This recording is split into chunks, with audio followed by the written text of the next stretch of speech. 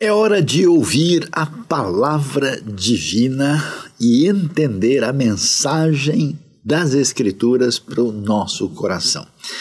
E hoje vamos refletir sobre um tema baseado em Jeremias, capítulo 29, Amor de Verdade pela Estranha Cidade. Nós estamos num momento especial, a IBNU, com a sua base presencial na cidade de São Paulo. Estamos agora, nesse momento aqui, comemorando mais um aniversário da megalópole São Paulo, aí com seus 470 anos. Mas a realidade não se limita à cidade de São Paulo. Nós temos muitas cidades enormes no Brasil e no mundo. E, aliás, nós temos uma realidade cada vez mais definida de um planeta urbano.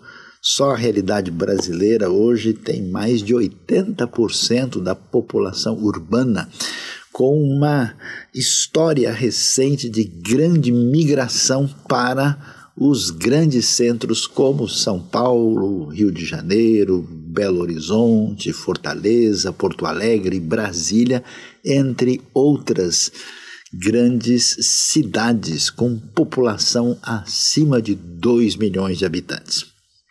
Mas vamos ver o que nós encontramos no texto de Jeremias e por que ele vai ser tão importante para entender essa reflexão a respeito da cidade. Essa coisa, será que existe amor de verdade pela estranha cidade? Vamos ver. Jeremias capítulo 29 diz o seguinte: este é o conteúdo da carta que o profeta Jeremias enviou de Jerusalém aos líderes que ainda restavam entre os exilados, aos sacerdotes, aos profetas e a todo o povo que Nabucodonosor deportara de Jerusalém para a Babilônia. Isso aconteceu depois que o rei Joaquim e a rainha mãe, os oficiais do palácio real, os líderes de Judá e Jerusalém, os artesãos e os artífices foram deportados de Jerusalém para a Babilônia. Ele enviou a carta por intermédio de Eleasa, filho de Safã, e Gemarias, filho de Ilquias, os quais Zedequias, rei de Judá, mandou a Nabucodonosor, rei da Babilônia. A carta dizia o seguinte: assim diz o Senhor dos Exércitos, o Deus de Israel, a todos os exilados que deportei de Jerusalém para a Babilônia: construam casas e habitem nelas, plantem jardins e comam de seus frutos. Casem-se e tenham filhos e filhas, escolham mulheres para casar-se com os seus filhos e deem as suas filhas em casamento para que também tenham filhos e filhas. Multipliquem-se e não diminuam. Busquem a prosperidade da cidade para a qual eu os deportei. E orem ao Senhor em favor dela, porque a prosperidade de vocês depende da prosperidade dela.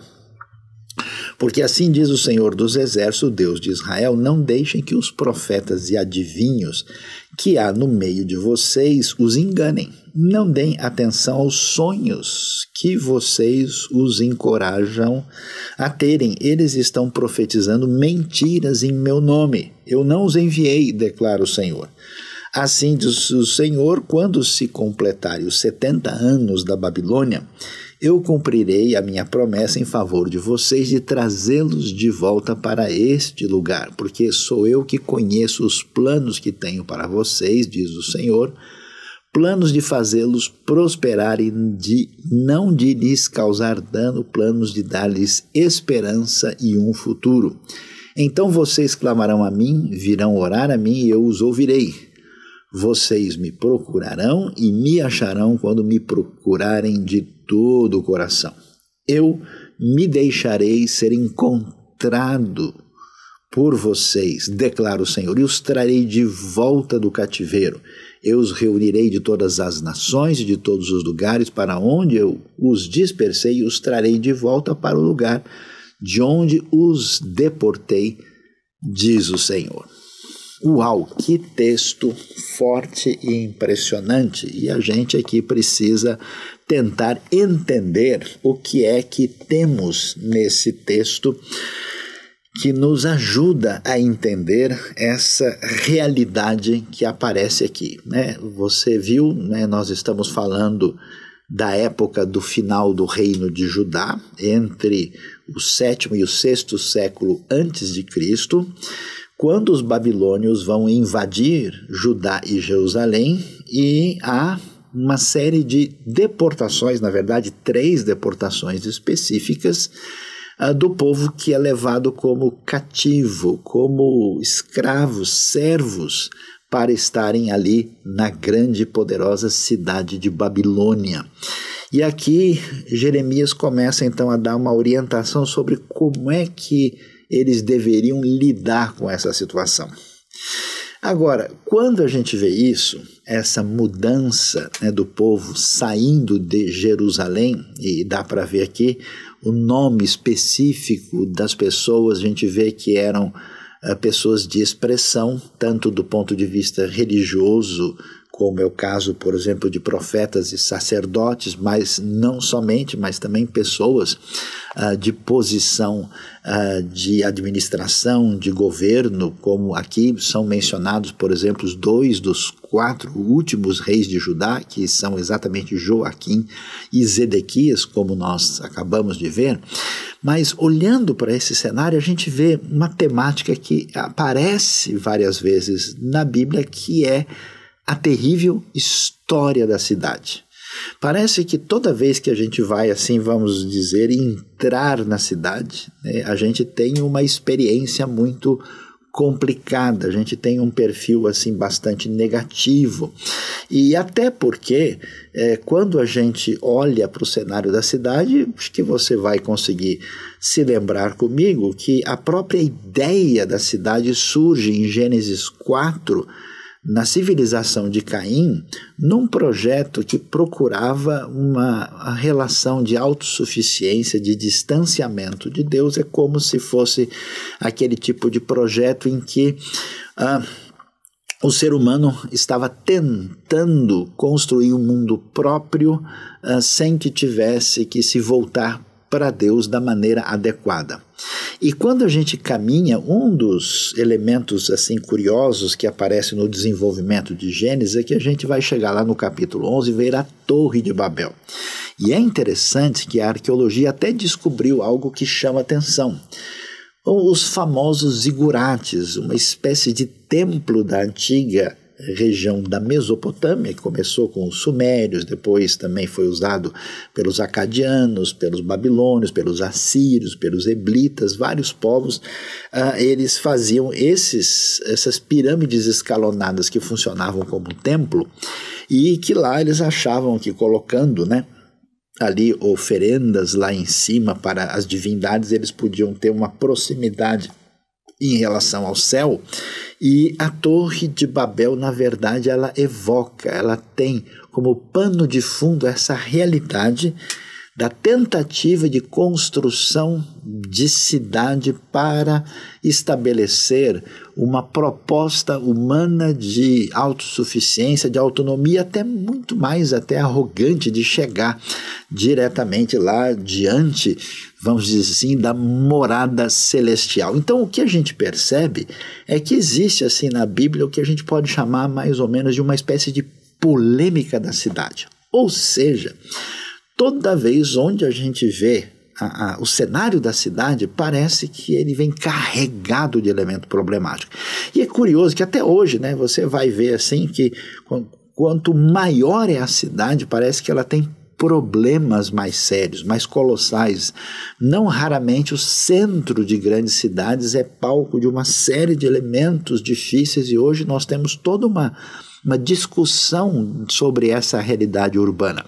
É bastante interessante que quando Deus começa o seu grande plano de redenção, ele tira Abraão de uma grande cidade da Mesopotâmia, que é Ur dos Caldeus, e que certamente já estava naquele contexto bastante povoada, e ele vai para um ambiente novo, promissor, que tem a ver com não só a promessa e também com a aliança que Deus vai fazer com ele. E olha que é bem nítido esse elemento que na descrição da história bíblica você vê o nome do Egito, por exemplo, ainda que não tenha a referência específica de uma cidade, há menção a algumas cidades do Egito, mas não tem assim um foco trabalhado bem no próprio texto, mas você tem a referência ao Egito, a Nínive, a Babilônia, a Atenas, Roma. Muitas e muitas vezes você vê o povo de Deus ou alguém representando o povo de Deus, alguém do contexto de Israel e de Judá nesse ambiente, numa situação de confronto, de conflito, de dificuldade de expressão muito complicada. Por isso, a Bíblia vai trabalhando de uma maneira muito curiosa que a cidade meio que vira assim o palco da realidade problemática.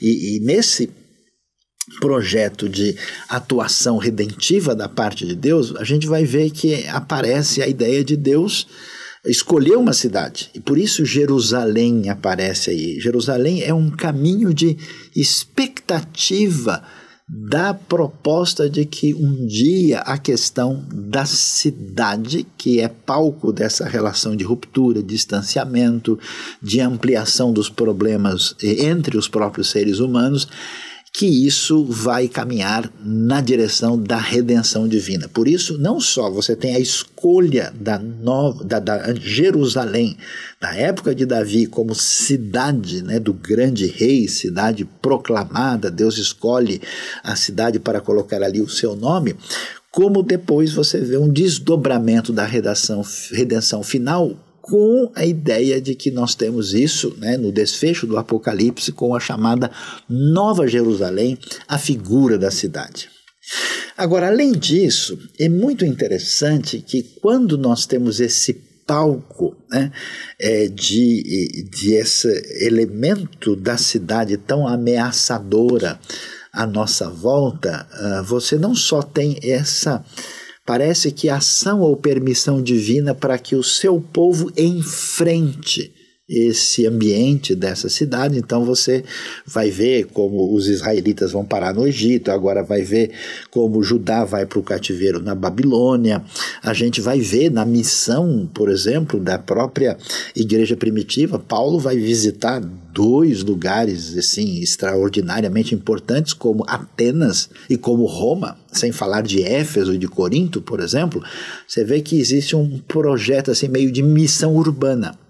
E é muito interessante porque é muito extraordinário perceber que no caos e na ameaça, na proposta assustadora da cidade, você tem 2 destaques interessantes. O livro de Gênesis dá atenção ao Egito e de repente você vê o quê? José no Egito. Quer dizer, uma figura de alguém do povo de Israel que conhece o Deus único e que é levado sob circunstâncias problemáticas para estar naquele ambiente ameaçador. De maneira paralela, você tem a mesma coisa na Babilônia com Daniel. E Daniel vai ter um papel análogo ao de José. Inclusive, os 2 são sábios, ocupam posição importante, eles interpretam sonhos, eles estão numa posição inferior ao rei, mas têm uma condição diferenciada de lidar com o que acontece por causa da ação divina. E de uma maneira semelhante, você vê também isso acontecendo de um modo um pouquinho distinto com a figura de Ester no contexto do período persa. E aí então a gente começa a olhar mais para a realidade da Bíblia. E é necessário aqui olhar um pouquinho para o contexto da história. Vamos dar uma olhada aí com clareza para ver o que cenário é esse. Nós temos nos últimos dias do reino de Judá, depois do reinado do rei Josias, e aí nós temos, né, os últimos 4 reis, que é Jeoacás, Jeoaquim, Joaquim e Zedequias. Esse capítulo, né, que na verdade é uma continuação daquilo que começa lá no capítulo 25, né, que já começa a falar dos 70 anos de cativeiro, do povo de Judá no exílio, você vai ver, né, uma referência a Joaquim, que tem um reinado muito rápido de 3 meses, mas de Zedequias. E é possível que esse capítulo 29 que a gente leu esteja relacionado com esse momento logo da segunda da deportação que acontece aí a partir do ano 597. E aí Jeremias, né, ele é companheiro de profecia nessa época de Sofonias, principalmente de Abacuque e de Obadias também, muito possivelmente, e também de Naum. Então dá para a gente ver, né, qual que é o cenário. Nessa época um pouquinho aí próximo você tem a queda de Nínive, depois você vai ter muito próximo à época de Daniel e de Ezequiel, e aí a gente entende o cenário e como isso vai ser impactante e difícil de lidar e de digerir. Vê se você consegue acompanhar comigo o tamanho dessa dificuldade, porque o povo sempre entendeu que Deus era aliado deles e que essa aliança divina ela era tipo uma coisa que ia estar dando segurança plena a qualquer custo. Então foi difícil, até Jeremias foi mal entendido, dizendo, olha, ele está falando que os babilônios vão conquistar a cidade, e o pessoal diz, imagina, os assírios não conseguiram, a gente tem aqui a cidade de Deus, o templo onde a presença de Deus se manifesta está aqui, nós temos o lugar santo, nós temos a Arca da Aliança, isso não vai acontecer. E mesmo com tanta advertência, a coisa ficou muito difícil. Então você imagina a decepção, a frustração, a dor. Os babilônios realmente pegam muito pesado, inclusive eles conquistam a região, especialmente a partir do ano 605, mas depois, na época de Zedequias, existe uma tentativa de rebelião, aí eles vêm com tudo mesmo. E quando vem com tudo, a gente pode até ver detalhes no próprio livro de Jeremias, no final, eles acabam destruindo de maneira muito cruel a cidade. Basta ler o livro de Lamentações para a gente ver o tamanho dessa mortandade, desse ataque cruel da Babilônia. E aí você fica pensando comigo como é que está a cabeça desse pessoal agora, né, saindo, vamos dizer assim, da pequena Jerusalém para ir para grandiosa, extraordinária, poderosa, incomparável Babilônia na condição de escravidão, de dificuldade que a gente não pode mensurar o que acontece na cabeça deles. Quando a gente olha para esse cenário, a gente pensa que isso, de certa forma, é semelhante ao que a gente enfrenta, né? Porque nós temos certas expectativas, a gente imagina uma série de coisas e quando isso começa a não acontecer, especialmente em função de como nós entendemos que Deus deve agir, que foi para eles uma grande surpresa tudo o que aconteceu, eles não estavam levando a sério seus próprios erros e ruptura de aliança com Deus, o choque foi grande demais, foi extremamente sério. Agora, quando a gente começa a ler o texto, né, e prossegue na leitura, a gente vê, né, que o próprio texto, especialmente do verso 9 em diante, ele aparece com uma ideia bastante promissora. Olha, vocês vão para lá, eu vou trazer de volta vocês então, quando passarem por esse momento difícil, vocês vão me buscar, né, e vão me procurar de todo o coração, e eu vou me permitir ser achado por vocês, e eu trarei, né, o meu povo de tudo quanto é lugar para onde eu os levei, para onde eu os deportei. Então, quando a gente olha esse cenário e fala, puxa, que bom, né? Vai terminar legal. É igual ler a Bíblia, né? A gente chega, o Apocalipse termina bem, né? Não, a gente sabe, Cristo volta e o seu reino será vitorioso. Mas a pergunta é, o que é que a gente faz enquanto a gente está na Babilônia?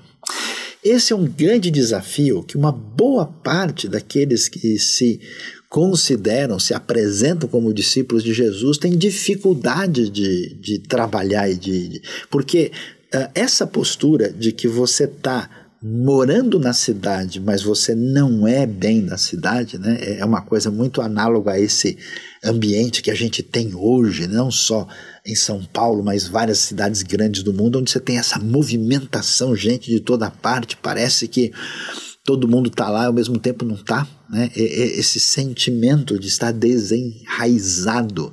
É por isso que quando você lê o Novo Testamento, você vai ver isso em vários textos, mas pode lembrar, por exemplo, de 1 Pedro, ou mesmo de Tiago, né? Que vão chamar a gente ali, os textos, de peregrinos, né? De pessoas que estão em trânsito, né? O hino antigo dizia: sou forasteiro aqui em terra estranha, estou do reino lá do céu, embaixador eu sou. Aí você entende, né, o que significa isso, mas não sei se você já foi em alguma festa, pode ser um casamento, um aniversário, uma formatura, e você fica lá e perguntando quando é que vai começar esse negócio, né? Naquele meio do caminho a gente não sabe se conversa com um, se conversa com outro, às vezes já conversou e cansou e não tem mais assunto e vai para lá e senta e levanta. Então esse tipo de expectativa demorada e aparentemente sem destino está na cabeça de muita gente. Talvez seja por isso que muitas pessoas têm uma atitude assim, de simplesmente dizer: olha, eu recebi Cristo na minha vida, eu sei que tem a vida eterna e agora sabe o que eu vou fazer?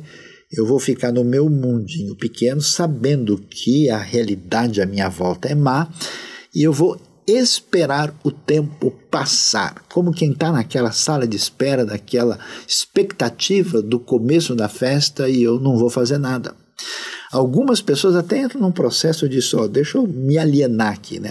Até boa parte do público religioso não encontra muito eco na sociedade, porque parece para muita gente que esse pessoal realmente não está nem aí, não se importa com as coisas que acontecem, digamos assim, na Babilônia à nossa volta, e existe um momento complicado e difícil de lidar com essa situação.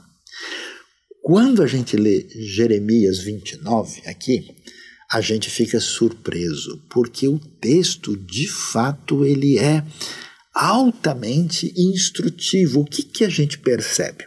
Primeiro, é necessário entender o cenário, e isso a gente já conseguiu caminhar bem aqui, né? O povo em aliança com Deus, na sua cidade, com o templo, de repente o invasor perverso, idólatra, que vai causar um drama, inclusive teológico, muito bem descrito, por exemplo, no livro de Abacuque, contemporâneo de Jeremias, muito difícil. Então a gente começa entender esse cenário para saber o que está acontecendo e por que esse momento representa uma hora tão difícil de compreensão da realidade.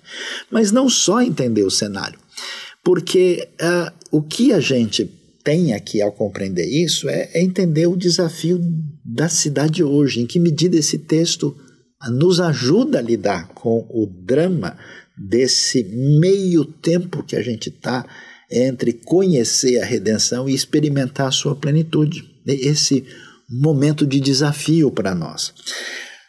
É muito interessante e extremamente significativo observar que nós temos aqui a possibilidade de entender o plano divino. Eu não sei se você prestou bem atenção no começo do texto. Quando você começa a ler Jeremias 29, lá no início, aparece claramente que foi Nabucodonosor que deportou o povo de Jerusalém e de Judá para a Babilônia. Mas quando a gente prossegue e continua lendo o texto, nós lemos aí, né, mais adiante, a referência clara de que foi Deus que fez isso. Então você leva até um susto. Espera aí, o texto em cima fala que foi Nabucodonosor. O texto na sequência diz que foi o próprio Senhor que fez isso. Afinal de contas, quem foi de fato que fez e qual é o significado importante dessas afirmações no texto bíblico. E, de fato, quando nós olhamos para o verso de número 4, o texto deixa claro que Deus é o responsável, vamos assim dizer, definitivo por essa deportação. Isso abre um caminho de entendimento para nós muito significativo. Por quê? Porque diante de circunstâncias que a gente não entende, ou de circunstâncias frustrantes ou muito doloridas, a gente de fato perde o chão. E ao perder o chão, a gente pensa, não, olha, esse mundo mau aí, esse mundo de Babilônias e Nabucodonosores que existe hoje, e eu vejo muito esse discurso negativo hoje, as pessoas falando da política, falando das tendências mundiais, falando dos diversos tipos de governo que existem no mundo. Então existe até um apetite por circunstâncias negativas, no meu entender até um tanto quanto estranho. E quando o texto bíblico fala que Nabucodonosor fez isso, né, e é curioso, né, essa é a razão principal da resistência das pessoas ao ouvirem Jeremias. Não faz sentido Jeremias, a sua teologia não tem coerência. Como assim Deus vai usar a Babilônia? Como assim Deus está por trás do que Nabucodonosor fez? Nabucodonosor é do mal, não pode, né? E aí vai ficar claro que a gente precisa, nos cenários desafiantes da cidade, do país, do governo, do mundo, dos movimentos à nossa volta, que a mão de Deus continua presente. Era uma coisa completamente inadmissível na cabeça deles achar que essa movimentação tão problemática pudesse ser uma movimentação de Deus. O texto faz questão de dizer pertinho do outro, Nabucodonosor deportou e Deus diz, eu deportei. Quando a gente percebe isso, a gente não só entende o cenário, sabe o que está acontecendo, enxerga o plano divino, mas a gente deve entender e procurar discernir a ação de Deus nisso. Não é simplesmente o fato de que Deus determinou essa deportação para, vamos dizer, a nossa compreensão racional, é que Deus está agindo na história. Deus tem uma razão de ser. Não é curioso? Olha que coisa impressionante. Parece, né, que a gente hoje tem uma atitude assim, realmente podemos chamar assim de babilonofobia, né? Tem medo, né? Toda pessoa muito ligada ao universo da fé, assim, quando vê qualquer coisa que parece ser diferente, tem um receio muito grande. E é curioso, tantas vezes, quando o povo de Deus, tanto Israel como Judá, estavam fechados em si mesmo, eles acabaram, vamos dizer assim, tendo uma espécie de inveja das nações, acabaram tentando imitar as nações e acabaram até mesmo mais facilmente indo atrás de idolatria. Quando você vê, por exemplo, os israelitas no Egito, você descobre que nada muito estranho está acontecendo além da escravidão. Quando eles saem do Egito a caminho da terra prometida, eles fazem o bezerro de ouro. É interessante que as figuras de, vamos dizer, de grande fidelidade a Deus, como José e Daniel, acontecem nesse ambiente desafiador. Então, por incrível que pareça, aquilo que dá a impressão que é uma grande vitória da Babilônia, da cidade má, em torno do povo de Deus, vai servir como um processo de amadurecimento, de purificação, de arrependimento para que esse povo seja trazido de volta. E é muito interessante na história da tradição judaica, foi só depois do exílio é que de fato essa postura monoteísta, esse compromisso com a referência da Escritura vai amadurecer como nunca antes. Então é muito interessante ver aí esse agir de Deus por trás de um cenário desfavorável.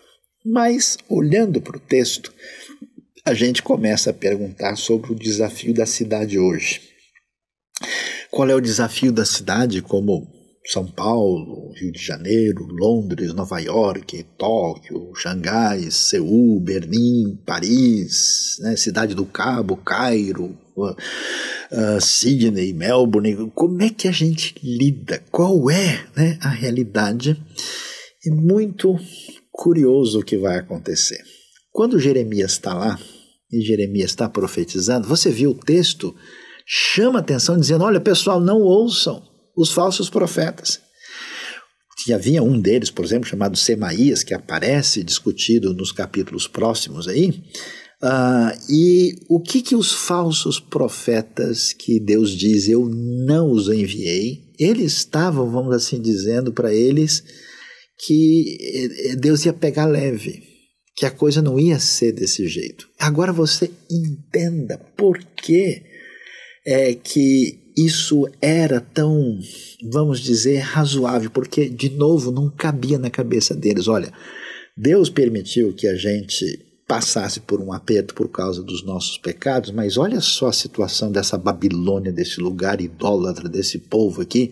Então é lógico que uma profecia dizendo, olha, Deus vai mandar vocês de volta logo, Deus vai fazer passar esse momento rapidamente, parecia fazer mais sentido com o que a gente pode chamar da teologia que parecia explicar Deus da melhor maneira possível. Então ele sai dizendo e Deus diz, não, não é não, vocês não façam isso. E aí vai ver uma proposta da parte de Deus muito impressionante, que a gente vê, e ela chama atenção, vale a pena até destacar aqui para nós, né? O que ele vai dizer é o seguinte, ele fala, construam casas, habitem nelas, plantem jardins e comam dos seus frutos, que nós encontramos no verso 5.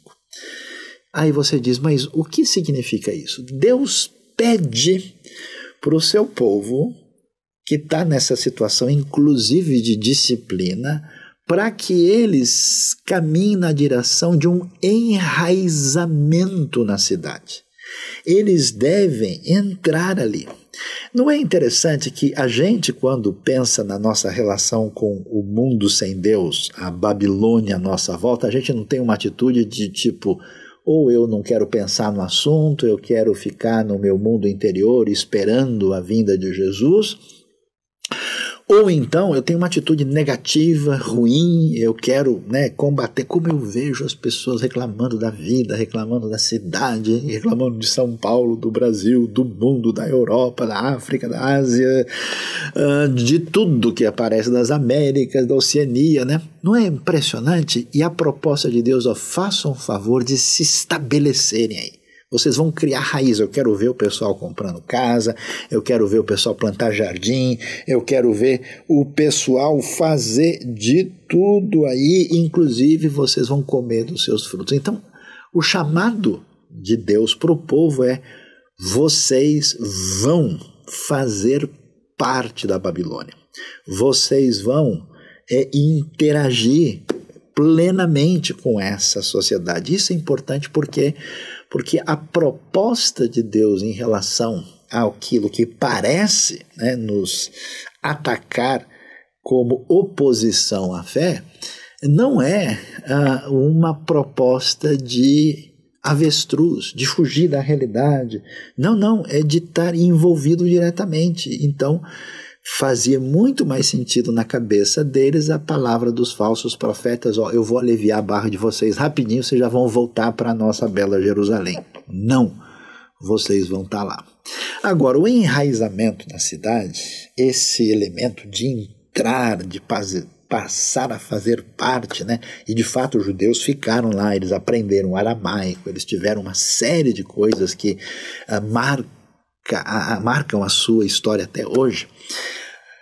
Nós temos uma postura ao mesmo tempo de resistência, inclusive as evidências, por exemplo, quando você vê Ezequiel falando do pessoal na Babilônia, eles estão junto ao rio Quebar, quer dizer, eles estão um pouquinho afastados de outras comunidades, eles não estão assim misturados com os babilônios. Inclusive aqui você vai ver, né, e vai ficar claro É o que diz o verso 6. Casem-se, tenham filhos e filhas, escolham mulheres para casar-se com seus filhos e deem as suas filhas em casamento, para que também tenham filhos e filhas. O que quer dizer isso? É lógico que ele está dizendo para eles escolherem, né, as mulheres para casar com os filhos e fazerem casamento dentro da comunidade. O que significa isso? E que apesar de estar na Babilônia, eles não são da Babilônia. Então existe uma postura que a gente pode chamar de resistência. É interessante, né? Jesus vai fazer uma coisa semelhante, dizendo, olha, eu não peço que os tire do mundo, né? Assim, porque eles não são do mundo como eu não sou. Então, essa postura da gente viver numa sociedade, usando de tudo como se não precisasse de nada, essa sabedoria de ser ao mesmo tempo um peregrino e ao mesmo tempo muito envolvido na vida real das pessoas para fazer diferença com os valores que tem a ver com o reino de Deus e com a palavra verdadeira, é o elemento fundamental. Então eles foram chamados para estarem lá por deportação divina, por um momento que fazia sentido no tratamento do povo da parte de Deus, mas eles deveriam manter essa realidade firme na sua identidade em sintonia com o Senhor. E olha, quando a gente lê o começo do capítulo ali, você viu quem é que está sendo levado. E a pergunta é por que que eles deixavam, os babilônios, os grandes conquistadores do mundo antigo, deixavam o povo comum lá na terra abandonada e levavam exatamente quem sabia escrever, quem era um escriba, quem era um profeta, quem era, né, uma pessoa de expressão, a própria corte, todo mundo, porque a ideia era fazer o que eles tentaram fazer, por exemplo, com Daniel e com seus amigos. Dar aula para eles aprenderem a língua, a literatura, para transformá-los em babilônios. Porque se eles tivessem a possibilidade de mudar a cabeça deles, pronto, esse povo estava realmente conquistado. Mas a proposta é, e aí nós temos que observar qual é a nossa relação com a cidade, não é de distanciamento geográfico, não é de afastamento das pessoas, não é de se desligar desse mundo que o próprio Novo Testamento diz que se fosse assim a gente teria que sair do planeta, não é o caso, mas é a gente ter a firmeza naquilo que pertence à fé e que tem a ver com a identidade em Deus, a semelhança do que aconteceu com o povo de Israel, para que não sejamos transformados em babilônios. Presta atenção. Às vezes é perigoso, dentro da própria igreja, da comunidade, a pessoa ser transformada em babilônio. E às vezes você está lá no campo, na missão, e exatamente mais firme na fé, como o próprio Daniel e os seus amigos. Agora, algo que chama atenção, e aí realmente derruba a gente de maneira completa. Quando a gente fala, poxa Deus, eu vou ter que permanecer aqui, eu vou me enraizar, eu devo viver a minha vida de maneira normal até chegar ao desfecho do projeto que o Senhor tem, ok. Olha Deus, eu vou manter as relações familiares aqui, eu vou continuar sendo um seguidor da tua lei, da tua palavra, amém. Mas quando aqui nós temos uma ordem divina que vai chamar a nossa atenção, é algo impressionante demais. Porque o texto vai dizer o seguinte, o que aparece no verso 7. Sabe o que aparece aqui? Aparece uma ideia de não só de enraizamento, né? Não só essa ideia tão importante de resistência, mas uma ideia de amor. É possível e é devidamente aceitável amar Babilônia? Como assim?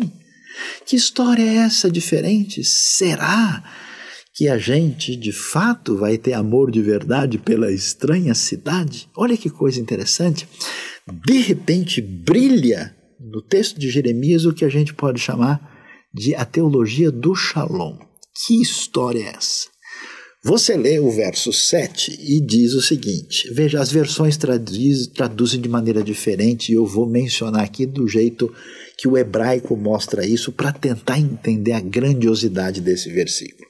Diz o seguinte, Busquem o shalom da cidade para a qual eu os deportei. De novo, Deus diz isso agora no verso 7. E orem ao Senhor em favor dela, porque o shalom de vocês depende do shalom dela. Quando a gente ouve a palavra shalom, sim, shalom, shalom, tudo bem, né? Shalom é paz, né? A gente nem consegue traduzir shalom direito. Shalom significa, vamos dizer, uma plenitude de bênção.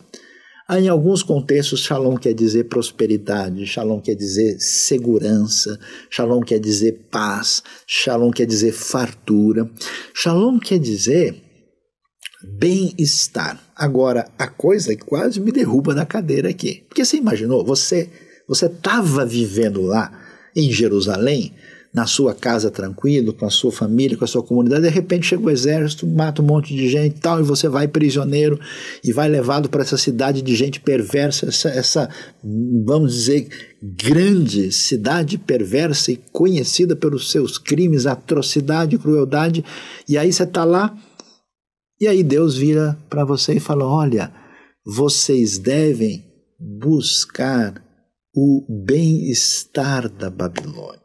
Você precisa buscar o bem de São Paulo, do Rio de Janeiro, de Nova York, de Berlim, de Paris, de Roma, de Lisboa, de Moscou, de Beijing, de Jerusalém,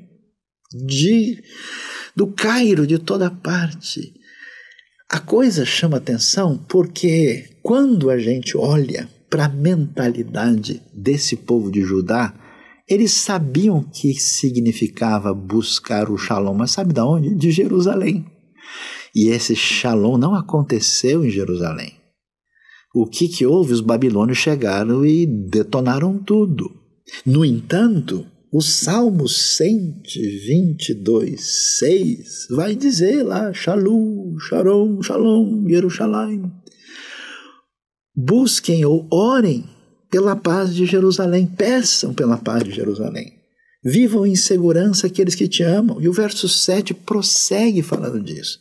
Então você imagina, para quem a vida toda se acostumou, né, a pensar, e agora está lá. É como a gente fala, não, vamos buscar algo bom para o bem da minha comunidade aqui. Vamos buscar alguma coisa de bom para a minha denominação. Vamos pedir a bênção de Deus para a nossa família.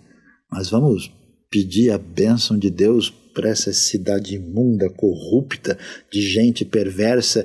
Não, vamos pedir juízo.